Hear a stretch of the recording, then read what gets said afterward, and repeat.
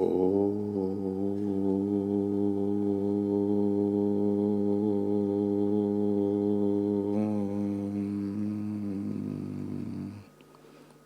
सीतारामाभ्याय नमः। श्री रामचंद्राय नमः। श्री रामभद्राय नमः।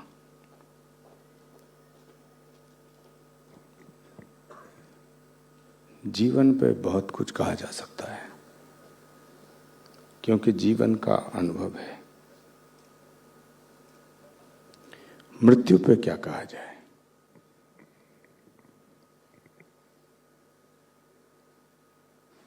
जिसने उसको देखा वो अपना अनुभव शेयर करने के लिए लौट के नहीं आया। नियति कहती है कि ये नियम है। डॉक्टर कुमार विश्वास जी ने जो बात शास्त्र के दृष्टिकोण से रखी,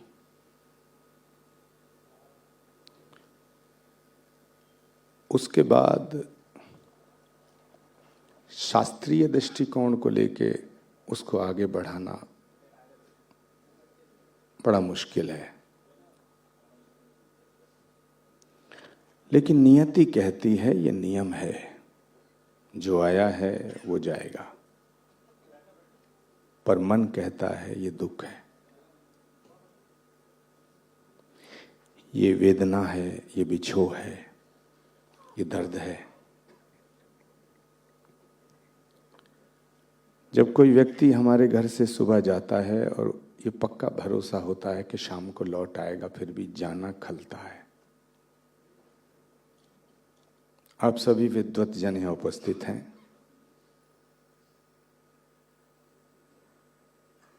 जब कोई व्यक्ति सुबह जाता है, पता होता है शाम को आ जाएगा, तब भी जाना खलता है।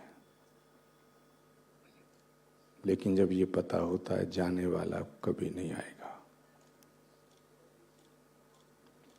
और हमारी तो स्थिति क्या है? मैं अभी उपेंद्र राय को सुन रहा था, देख रहा था, समझने की कोशिश कर रहा था। जिस तरह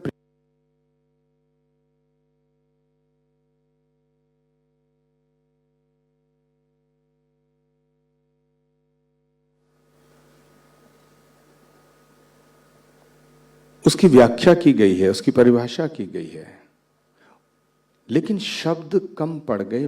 प्रेम की पूरी परिभाषा अभी तक नहीं की गई। इसी तरह दर्द को भी अभिव्यक्त करने के लिए शब्द नहीं, एहसास चाहिए। लोग आएंगे जाएंगे जीवन में, लेकिन वो कभी नहीं आएगा जो अब चला गया। इंसान की सबसे बड़ी विडंबना यही है कुंवर साहब, कि वो जानता है कि जाऊंगा, पर मानता नहीं।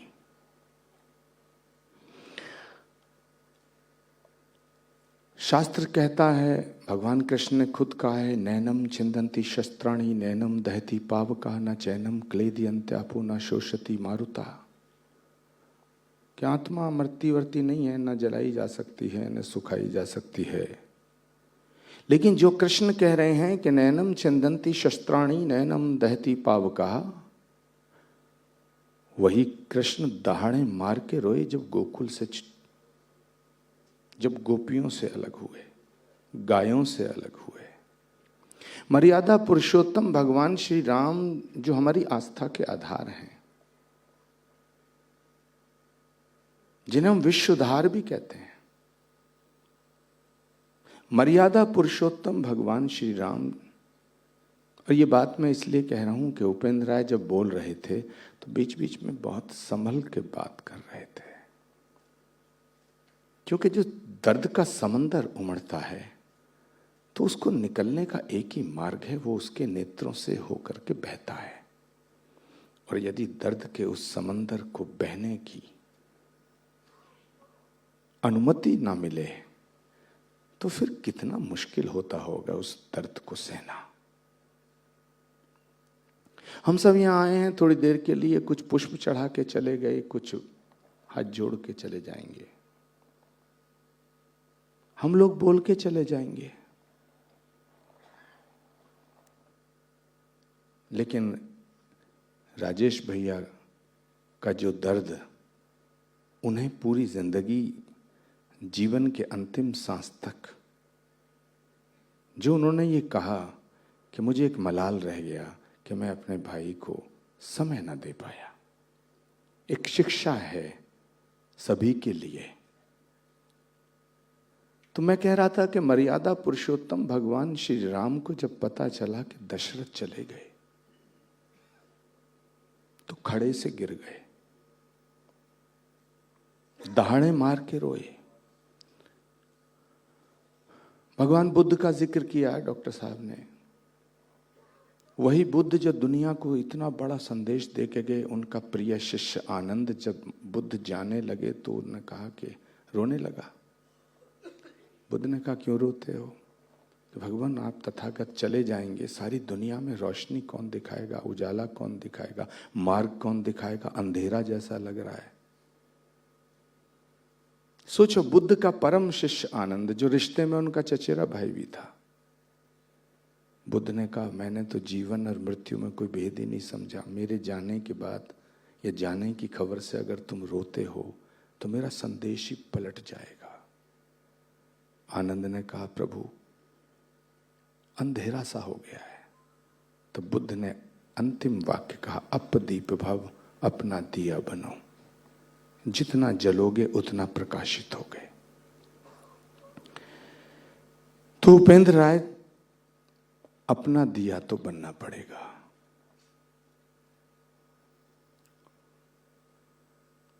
बहुत कुछ कहा गया है, देखकर कफन को क्यों तेरी नजर डबडबा गई, श्रृंगार क्यों सहम गया, बहार क्यों लजा गई, न जन्म कुछ न मृत्यु कुछ, सिर्फ इतनी बात है, न जन्म कुछ न मृत्यु कुछ, सिर्फ इतनी बात है, किसी की आंख खुल गई, किसी को नींद आ गई।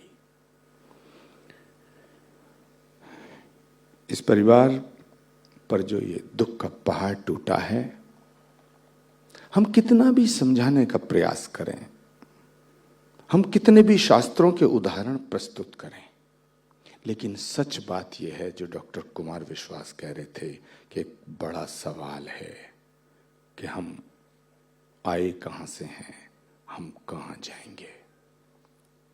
और जब हम पर समय होता है तब हम उसका एहसास नहीं करते, और जैसे ही हमें एहसास होता है, हमें बोध होता है, उस समय हमारा समय साथ छोड़ देता है।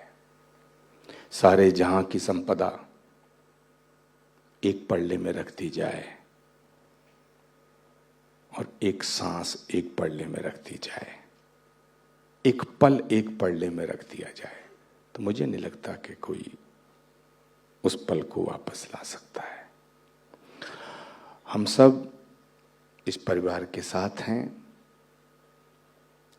आप सबकी उपस्थिति इस बात का प्रमाण है कि उपेंद्र राय जी के और उनके परिवार के इस दुख में सभी सम्मिलित हैं।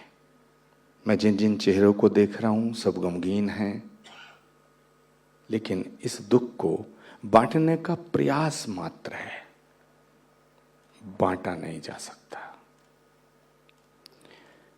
उपेंद्र राय जैसा भाई, भगवान राम के भरत, मैं उस मां को प्रणाम करना चाहता हूं जिसने उपेंद्र जैसे पुत्र को जन्म दिया, जिन्होंने अपने परिवार के समस्त दायित्वों का निर्वहन करते हुए अपनी अच्छाइयां और बुराइयां दोनों को स्वीकार किया है खुले मंच से। तो हम सब दिवंगत आत्मा को या दिव्य आत्मा को हमारे बीच से जो हमारे परिवार से जो गया है, भगवान से प्रार्थना करें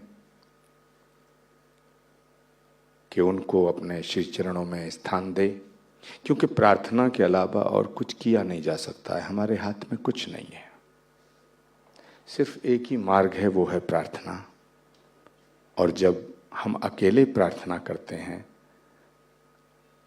तो उसका स्वरूप दूसरा होता है, उसका प्रभाव दूसरा होता है। लेकिन जब सामूहिक प्रार्थना करते हैं, इसीलिए इस सभा को प्रार्थना सभा कहा गया है।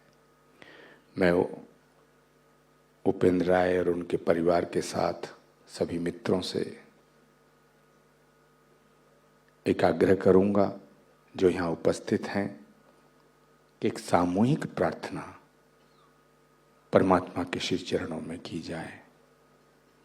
और सामूहिक प्रार्थना, उसका जो सूक्ष्म स्वरूप है वो ओम का नाद है। ओम को नाद ब्रह्म कहा गया है, यानी कि ब्रह्म का नाद, ब्रह्म का स्वर कहा गया है। तो हम आज भगवान से अपने लिए कुछ नहीं मांगे, अपने लिए आज की प्रार्थना नहीं है। हम परमात्मा से प्रार्थना करें कि हे परमात्मा, हमारे बीच से जो गया है उसको सद्गति प्रदान करना, और इस परिवार को हमेशा अपनी कृपा की छांव के नीचे रखना। इस दारुण दुख को सहने की शक्ति प्रदान करना। तो मैं आप सबसे हाथ जोड़ के निवेदन करना चाहूंगा कि थोड़ा कमर को सीधा करके बैठ के, लंबी सांस भर के, आंख बंद करके, हमारी परंपरा है ये, भावपूर्ण मन से, किसी औपचारिकतावश नहीं, अंतर मन से परमात्मा के श्री चरणों में ये प्रार्थना करेंगे। 3 बार ओम का नाद करेंगे, परमपिता परमेश्वर से प्रार्थना करेंगे कि हे परमात्मा, गुड्डू भैया को अपने श्री चरणों में स्थान दे के शांति प्रदान करे। मैं एक बार गायत्री मंत्र का जाप करूंगा, आप सब मेरे साथ साथ एक बार गायत्री और 3 बार ओम का नाद करेंगे। मैं प्रारंभ कर रहा हूं। ओम भूर्भुवः स्वः तत्सवितुर्वरेण्यं भर्गो देवस्य धीमहि धियो यो न प्रचोदयात्। नाद ब्रह्म।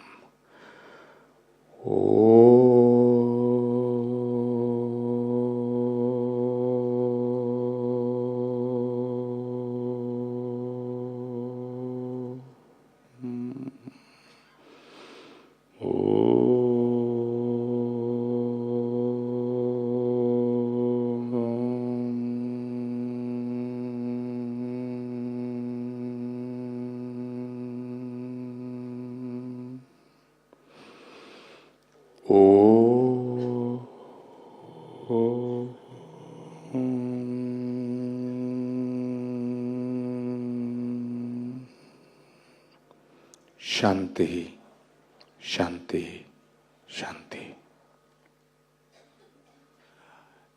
जिन जिन लोगों ने पुष्पांजलि नहीं की है वो गुड्डू भैया की छवि के समक्ष जाकर के पुष्पांजलि अर्पित कर सकते हैं।